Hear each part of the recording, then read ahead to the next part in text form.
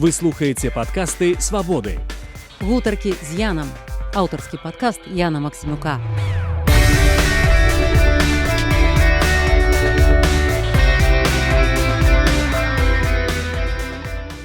Тады Беларусь нас спакусіла гэтай утоенай сакральнасцю. Так склаліся зоркі, што беларуская рэчаіснасць паўстала. Нам трэба навучыцца прысутнічаць сярод гэтых руінаў. Зараз крышачку іншая, зараз эпоха комікса. З'яўляецца Віктор Мартинович і займае месца адразу з двух бакоў барыкады.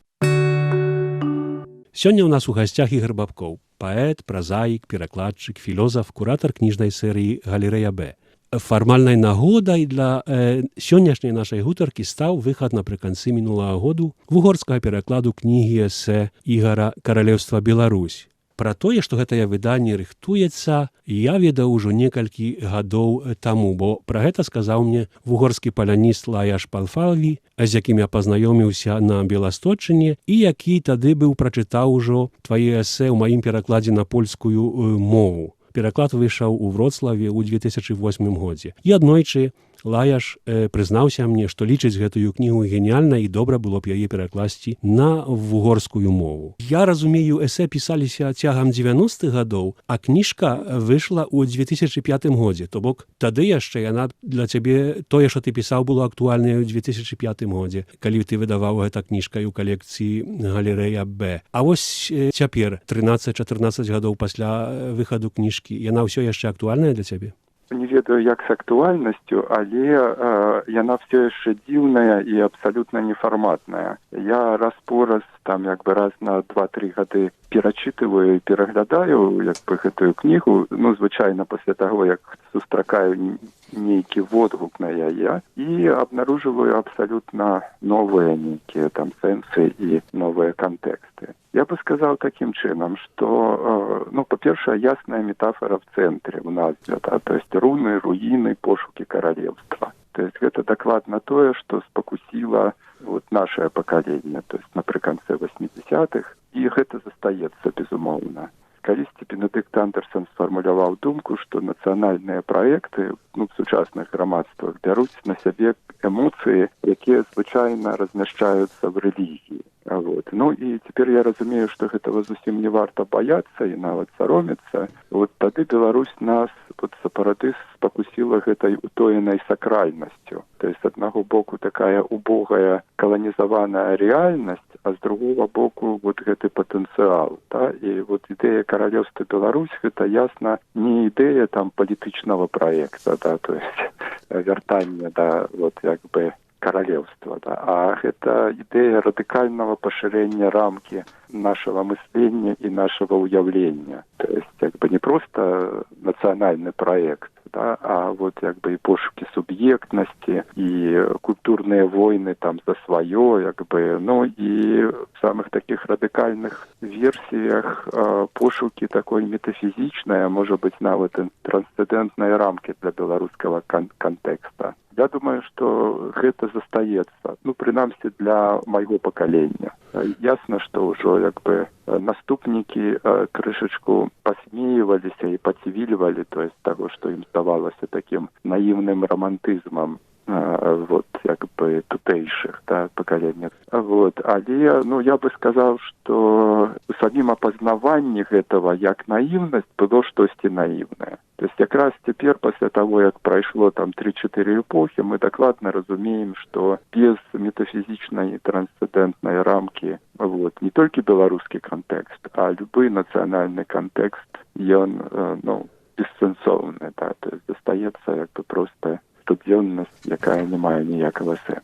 Вось я быў гатовы ўжо табе паставіць пытанне датычнае аднаго канкрэтнага эсэ, але ты сказаў, Беларусь спакусіла нас сваёй сакральнасцю, а потым дадаў, што, магчыма, гэта застаецца актуальным для майго пакалення, і мне зноў жа захацелася крышку скочыць у бок і запытаць сябе пра нас і пра тваё пакаленне. Якое значэнне гэтыя тутэйшыя суполка мела для цябе і для твайго пакалення? Са сама суполка ты маеш на ўвазе, як бы ці само пакаленне, вот як яно... І суполка, і суполка, і пакаленне. Я думаю, нават пакаленне больш для мяне цікавае, чымсьці тая суполка, дзе вы там збіраліся, нешта гаварылі, а менавіта тое пакаленне, якое потым раптам, прозвішчы з гэтага, некаторыя прозвішчы знайшліся ў некім такім дзіўным альманаху, які выйшаў напрыканцы 80-х. Так, быў такі альманах тутэйшых, і для нас у Беластоку, ведаеш, гэта быў адзін з даведнікаў па новых імёнах у беларускай літаратуры. Самі тутэйшыя для мяне пачаліся, сапраўды, здаецца, в 87-м годзе ці 88-м в інтэрнаце Акадэміі навук.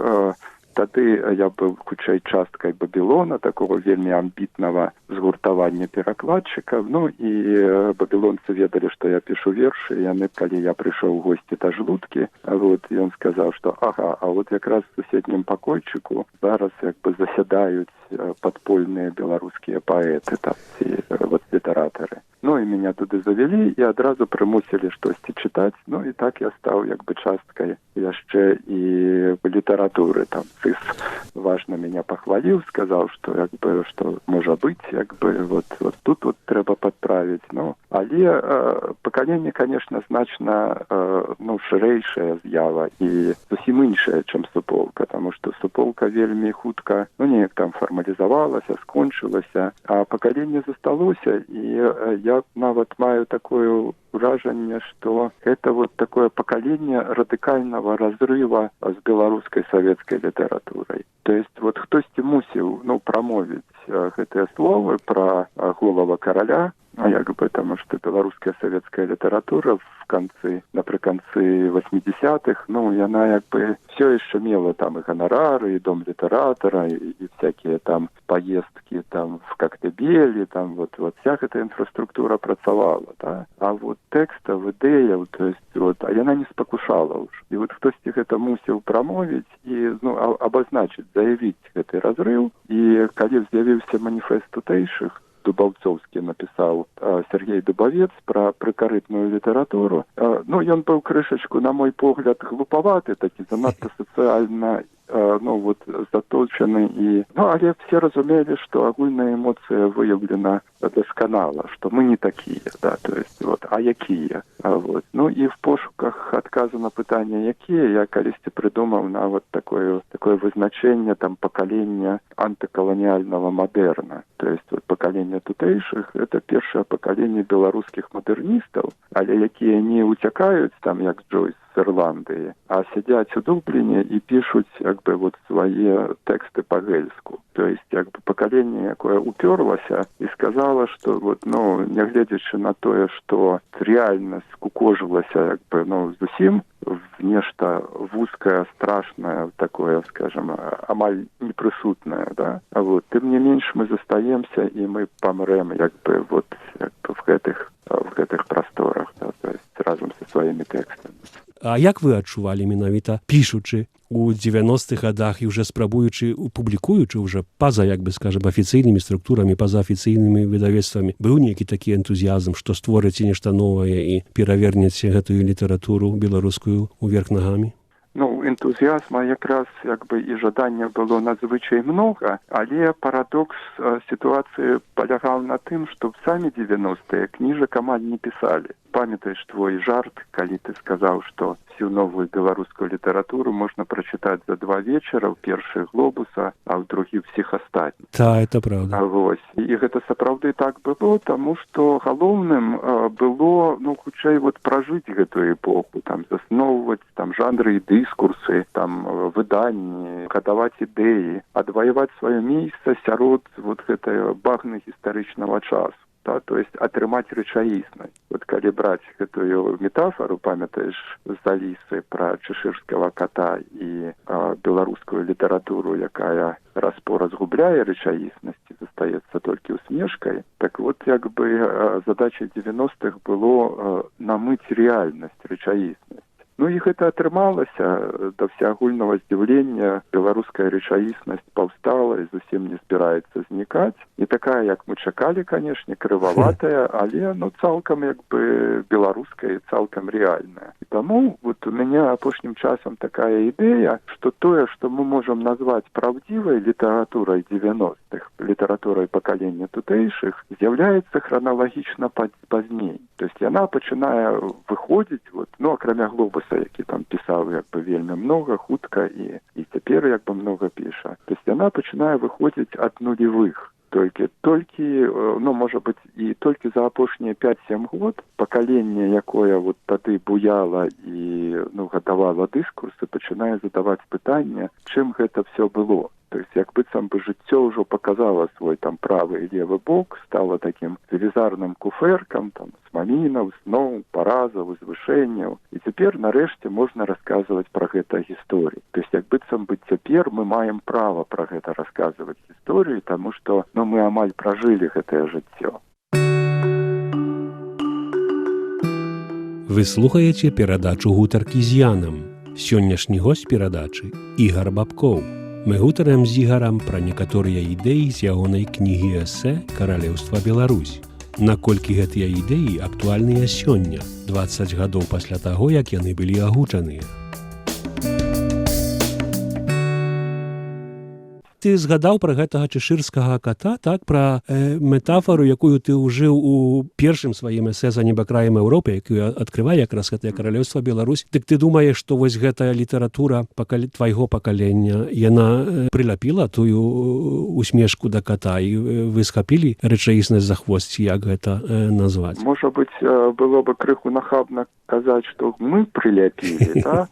Хутчэй, скажем, сама рэчаіснасць паверыла і прыляпілася. То есть яна як бы, так склаліся зоркі, так склаліся абставіны, што беларуская рэчаіснасць паўстала нарэшце. Да? Гэта не так, што, напрыклад, там 60-е, 70-е, там як бы зусім не было Беларусі, да?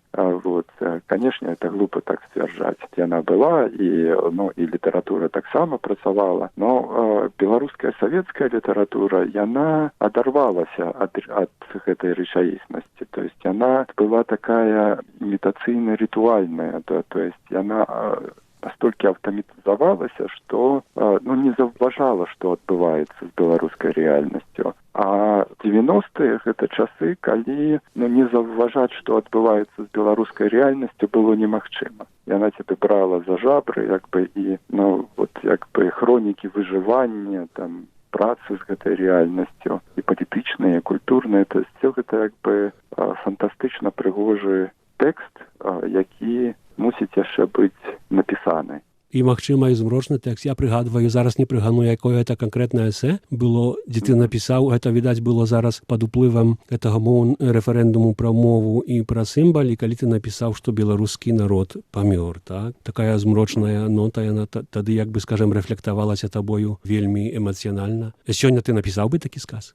Я і тады напісаў, як бы, гэты сказ не в наіўным разуменні беларускага народа як людзей, як фізічнай з'ява нейкай, ці антрапалагічнай з'ява. Ясна, што я пісаў пра тое, што беларускі народ памёр, як такая ідэя, якая апраўдывала все, да, то есть як бы народ заўсёды правы, там народная літаратура, то есть все гэтыя народніцкія комплексы в беларускай культуры, яны памёрлі. Гэта я меў на ўвазе. І што ад таго часу, скажем, тое, што адбылося в 94-95 годзе, зараз мы разумеем, што это сапраўдная такая народніцкая рэвалюцыя. Так, то есть як бы не проста папулісткая, а абсалютна беларуская в сваёй такой сутнасці. І беларускай літаратуры трэба было шукаць нейкія іншыя тэрыторыі, там апірышчы, ідэі. У сваім наступным эсэ «Сон, што сніўся нікому» ты, пішучы пра дзве мелодыі, якія на працягу вякоў гучалі ў беларускай душы, гэта значыць пра паганства і хрысціянства, адзначаеш, што хрысціянства ў Беларусі, цытую, згубіла сваю місію і ў выніку амаль памерла для беларускай душы. Это сапраўды так? Яно не спрабавала адрадзіцца за той час, што мінуў ад напісання гэтага тэксту? Конечно, такое можно писать у 25-30 год у жарсці неафіта. Сёння, калі я читаю гэтыя словы, яны нават для мяне самога гучаць нахабна і дагматычна. Калі б сёння мяне запыталі, я бы, можа быць, не менш нахабна, але па-іншаму сказаў бы, што беларусы хутчэй стыхійныя будысты. І калі і могуць нанова адкрыць для сябе хрысціянства, дык толькі апасродкавана праз гэты свой як бы будысцкі досвед. Это не толькі таму, што я сам будыст, прыняўшы прытулак, да, але і галоўны беларускі тэкст адвечным шляхам Абдзіраловіча — гэта дааўска-будысцкія развагі пра ўмоўнасць всялякай формы. То есть цякучая, льючаяся форма без форм, то есть гэта абсалютна кітайскі. І зрэшты, ў будызме ёсць Будда Матрэя, які глядзіць на нас будучыні з запаветам любові да ўсіх жывых істотаў. І вот гэта дакладна пра хрысціянства. Так што сёння я б сказаў, што хрысціянства ўсё яшчэ глядзіць на нас будучыні. Вот праз гэты магічны крышталь любові да ўсяго жывога і нежывога таксама. І Гайдэгер калісьці назваў чалавека пастухом быцця.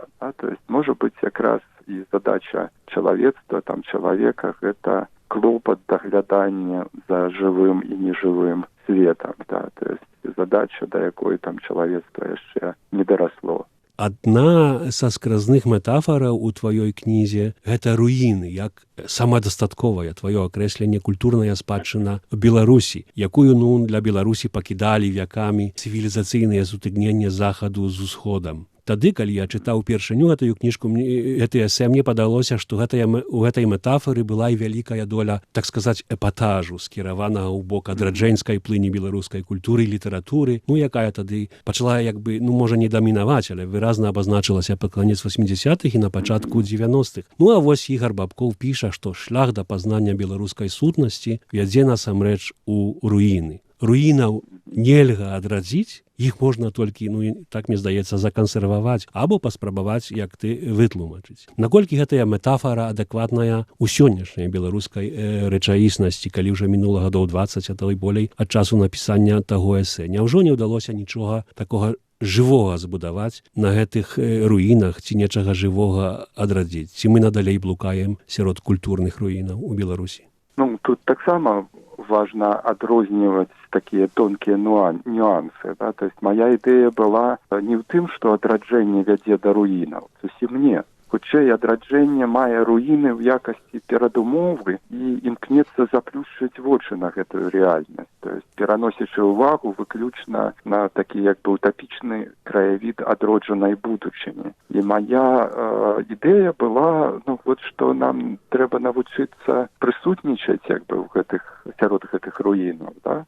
То есть клопат будавання сваёго дома, гэта застаецца, і это тое якраз, пра што мы казалі крышачку раней, пошукі каралевства, пошукі свайго, але пры гэтым гэтая, і ў Разанова руіны запарушваюцца, рунь воскрасае руны неба блізка, то есть руіны яшчэ і крыху адтуль таксама. І можа быць, каб крышачку больш патлумачыць гэтую ідэю руінаў, нечакана і дзіўна для самога сябе, апошнім часам я звярнуўся да творчасці Бахарэвіча, які ў гэтым кантэксце, мне цяпер падаецца надзвычай сімпатычнай і сімптаматычнай постаццю. То есть я вельмі доўгі час не разумеў яго, адкуль все гэтыя ягоныя змаганні з барадаўкінамі, вышываначнікамі, угляданне в гэтую беларускую правінцыйнасць, дэпрэсію. То есть, пасля досведу каралеўства, пасля майго пакалення такого радыкальнага пашырэння і пошукаў сакруму, то есть это выглядало таким крокам назад. І толькі в апошні час я бачыў і зразумеў, што ён якраз рэалізуе гэтую праграму. Ён углядаецца ў руіны і бачыць руіны там, дзе для ўсіх астатніх буяе слаўнае мінулае альбо велічная будучыня. То есть часам ён, конечно, стамляецца ад гэтай сваёй кармы і спрабуе захіснуцца прагрэсіўнымі ідэямі альбо фарматнай літаратурай, але ягоныя сабакі Европы — гэта надзвычай мужная спроба прайсці беларускія руіны наскрозь і выйсці з іншага боку. То есть в гэтым сэнсе кніга, конечно, эпахальная. І тут застаецца пытанне, куды мы патрапляем, калі праходзім свет наскрозь, Вот, і я б не здзівіўся, калі мы в будучыні пабачым у Альгерда там рэлігійны паварот, як у Эліята, там пераход, ну, скажем, зусім іншую прастору. Ну і іншы сімптаматычны аўтар, які можа быць прачытаны ў гэтай якасці, гэта Алесь Антипенко з ягонай кнігай «Прыпадабняючыся да насарога», дзе вот як бы гэты радыкальны паварот рэлігійны ўжо адбыўся. Так што руіны гэта, ну, вот як бы не толькі дэпрэсія і, скажем, ну, вот нейкі адчай такі, як бы, але і, ну, вот пэўная мужнасць, як бы пэўны праект і пэўная будучыня, якую мы адкрываем для сябе. Вы слухаеце перадачу «Гутаркі з Янам». Сённяшні госць перадачы Ігар Бабкоў. Мы гутарым з Ігарам пра ягоную кнігу эсэ «Каралеўства Беларусь», якая нядаўна выйшла ў вугорскім перакладзе ў Будапешце. Я б цябе хацеў яшчэ папрасіць патлумачыць яшчэ два паняцці, якія ты ўвёў ва ўжытак у беларускай культурнай прасторы, а менавіта падзел на партызанаў і менеджэра ў беларускай культуры. Ён актуальны і сёння, і што ты меў на ўвазе, пішучы гэтыя эсэ тады? Хто для цябе тады быў партызанам, хто менеджэрам? Які гэта ўвогуле быў час, які гэта быў год, помніш? Так, гэта быў пералом 90-х і нулевых. Часы, калі, ну, вот все гэтае пакаленне тутэйшых, ну, можа быць, як бы, все гэтыя эмоцыі, спадзяванні, яны, як бы, там, разбіліся аб рэальнасці, патанулі в рэальнасці, калі рэальнасць паўстала і, ну, вот, прымусіла з сабой лічыцца. Ну, і час, калі прыйшло новае пакаленне і сказала, што все цяпер будзе не так, то есть, вот, партызаны і менеджеры — гэта такая тыпалагізацыя, як бы, культурных роляў, то есть там культурных стратэгіяў, якія на той час нарадзіліся ў культуры і якія, ну, вот, міжсобку канфліктавалі, можа быць. Яны засталіся і на сёння. Максім Жбанкоў вельмі плённа працягнуў і разгарнуў гэтую метафору, вот, у сваёй творчасці, як бы, па сутнасці партызанства, культурнае партызанства бачыцца як такая посткаланіяльная стратэгія, якая дазваляе нам застацца сабой, не быць паглынутым светом, то есть не супасці з наяўнасцю, не супасці з функцыяй. Потому что вот пасля таго, як беларуская рэальнасць паўстала, ну, яна стала часткай там еўрапейскай культуры. Это было бы занадта, можа быць, доўга вот тлумачыць, што тады адбылося. Я спадзяюся, ну, вот, разгарнуць і дапісаць, як бы, гэты эсэй, можа быць, як бы, пракаментаваць гэтыя інтэлектуальныя эпохі. Тады гэта выглядала крышачку больш трагічна, чым цяпер. Здавалася, што менеджеры, яны канчаткова перамагаюць, як бы, што, як калісьці Андрей Танько горда сфармуляваў, калі пра цябе не напісала наша Ніва, ты в беларускай культуры не існуеш. Сёння в сітуацыі, калі хутчэй газеты пазычаюць у блогераў там, як бы, і сацыяльных сетак свае матэрыялы, а не наадварот, вот все гэтыя, ну, такія прэтэнзіі на кантраляванне з боку менеджераў культурнай прасторы, яны засталіся ў мінулым. Но зараз крышачку іншая, зараз эпоха комікса. У мяне паўстаў трэці маніфест пра комікс і пра тое, што комікс становіцца універсальным кодам прачытання і напісання культурных тэкстаў, як бы, што б ты не пісаў, верш альбо там раман, все адно, як бы, чытаць цябе будуць праз прызму комікса. Як я разумею, ты надалей застаешся ў беларускай літаратуры партызанам. А маю такое пытанне, а ці ты не паспрабаваў стаць менеджэрам у той момант, калі, напрыклад, ты выдаваў часопіс «Фрагменты», быў выдаўцом, ты засноўваў беларускі калегіум, стараўся быць менеджэрам беларускіх думак ці штосьці такое? Пакушала цябе такое менеджерство ў беларускай культуры?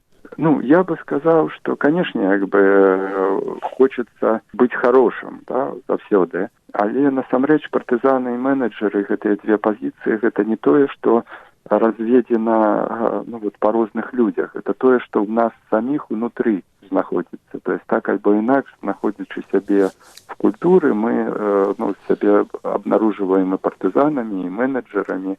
І все залежыць ад таго, ну, вот, наколькі адэкватна і арганічна мы супадаем со сваёй задачай. То есть калі задача стаіць там заснаваць дыскурс, заснаваць там беларускую філасофію альбо беларускае мысленне, часопіс фрагменты, да, альбо калегіум, то ясна прыходзіцца быць крышачку менеджерам, а можа і не крышачку. Но калі пачынаеш думаць, пісаць, то трэба скідаць сябе все гэтыя апранахі, забываць пра свае ролі і задачы і абнаружваць сябе партызанам. Яшчэ адзін панятак, які ты ўвёў у сваёй кнізе эсэ, менавіта беларуская транскультурнасць, месца Беларусі на культурным памежжы. Мушу табе прызнацца, што перакладаючы гэты тэкст, я яго пераклаў больш-менш літаральна, не зусім разумеючы, што ты маеш на ўвазе, і цяпер у мяне, нагода, каб крышку цябе папрасіць, патузаць, каб ты растлумачыў дакладна, што ты разумееш пад беларускай транскультурнасцю і што вынікае з таго месца гістарычнага і культурнага, у якім Беларусь знаходзілася і знаходзіцца. Я бы так сказаў, што транскультурнасць і памежжа – гэта тое, што з намі адбываецца, калі мы выходзім за межы беларускага адраджэння у больш шырокую, хаця значна менш утульную прастору беларускай рэальнасці. І ў гэтай прасторе, напрыклад, ёсць таксама і Бонда, і Карповіч, калі браць з заходняга боку, альбо Саша Філіпенка і Павел Прашко, калі браць з усходняга расійскага боку. І мы прызвычаіліся неяк саму беларускую тоеснасць падзяляць на гэтыя часткі да ўнутранай барыкады беларуска-рускай, напрыклад, каланіяльнай, аўтэнтычнай, а з'яўляецца Віктор Мартинович і займае месца адразу з двух бакоў барыкады, гаворачы пра сябе як пра беларускага творцу. І гэта фантастычна прыгожа і паспяховая стратэгія, і аказваецца вельмі важная для культуры, да? Альбо з'яўляецца Макс Шчур, які на сёння беларуска-чэшскі творца, які існуе на іншым памежжы. Альбо Вальжына Морт, якая беларуска-амерыканская паэтка, да? І дарэчы, абсалютна не прачытаная у нас яе творчасць, і саму постаць Вальжыны Морт пераважна успрымаюць праз прызму тых фэллоўшыпс, розных узнагародаў і стыпендыяў, якія яна атрымала, дзе яна выкладае, в які горад еўрапейскі яна прыехала на канферэнцыю альбо паэтычны фестываль. Насамрэч у яе адбываецца надзвычай цікавая внутраная работа менавіта внутры самой паэзіі, то есть внутры верша, і беларускага, і амерыканскага. І каб хто-небудзь знайшоўся, проста распытаў яе пра гэтую внутраную работу, мы бы атрымалі адказ яшчэ адзін на тое, што такое беларуская транскультурнасць і памежжы. Я ўжо не кажу пра беларуска-польскіх, беларуска-украінскіх альбо беларуска-падляшскіх творцаў, якія таксама займаюць месцы з двух бакоў. То есть ідэя транскультурнасці – гэта не спакушацца выбараў аднаго з двух, а выбіраць адразу два бакі нашай посткаланіяльнай барыкады. Пагаварыўшы пра 90-е і пра герояў, я б хацеў цябе на заканчэнне запытаць пра некаторыя канкрэтныя імёны. Давай уявім сабе, што нейкае выдавецтва задумала адзначыць 30-годдзе незалежнай Беларусі. Калі мы да гэтага 30-годдзя дажывем і дачакаемся, што Беларусь надалей будзе незалежная, выданнем бібліятэчкі ведае з 30 найлепшых кніжак, якія выйшлі за гады незалежнай Беларусі.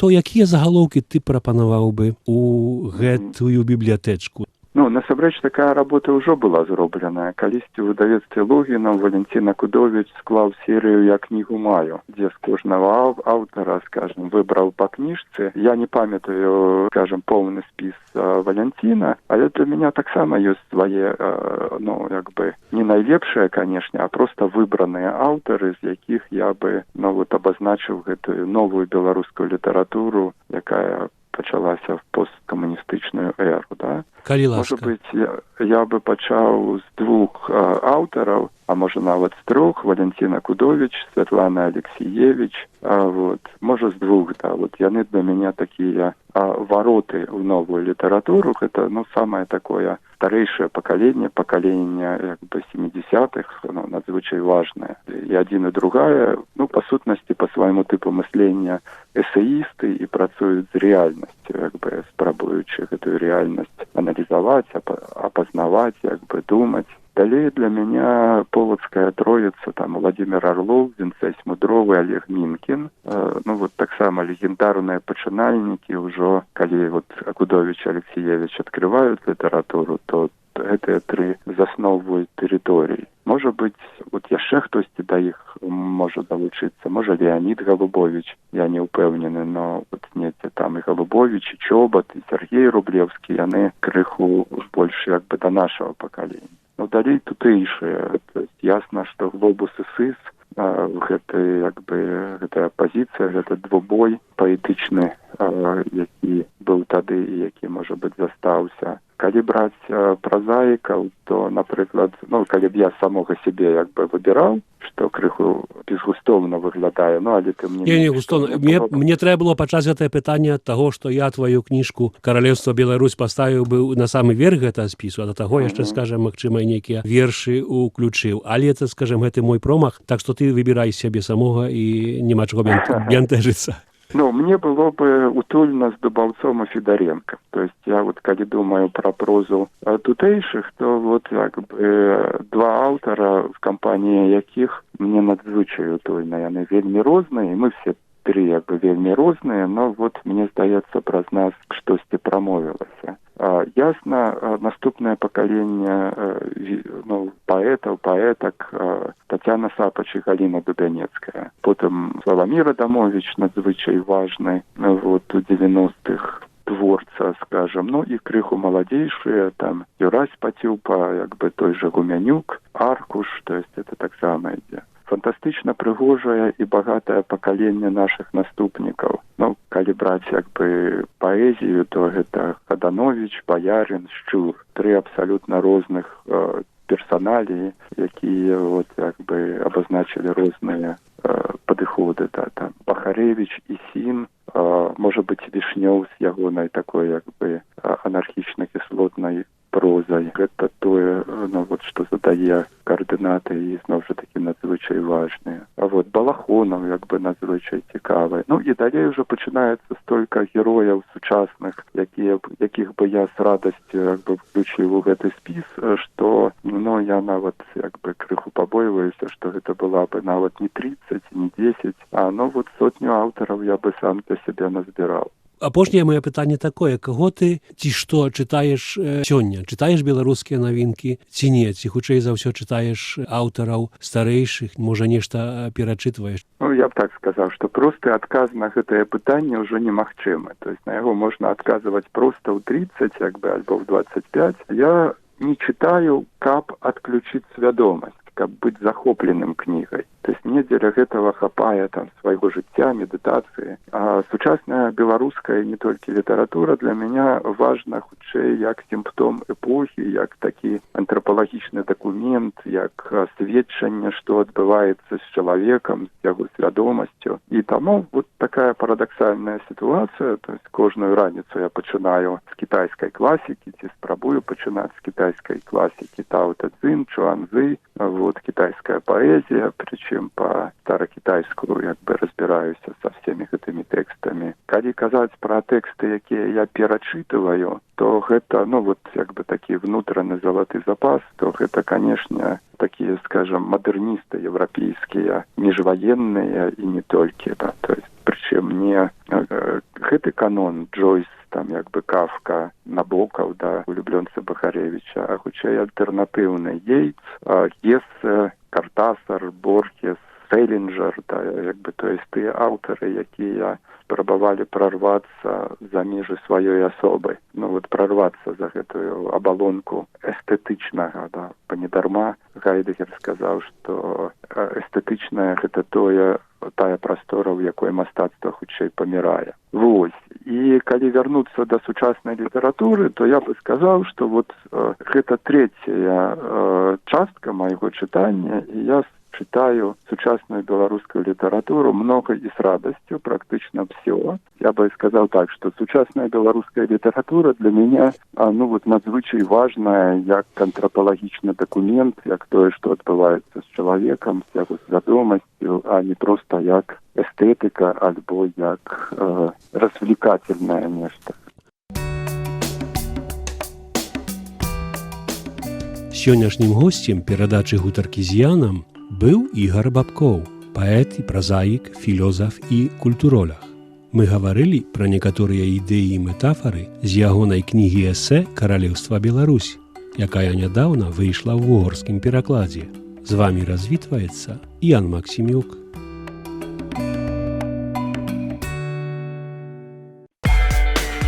Вы слухаеце падкасты «Свабоды». Гутаркі з Янам. Аўтарскі падкаст Яна Максімюка.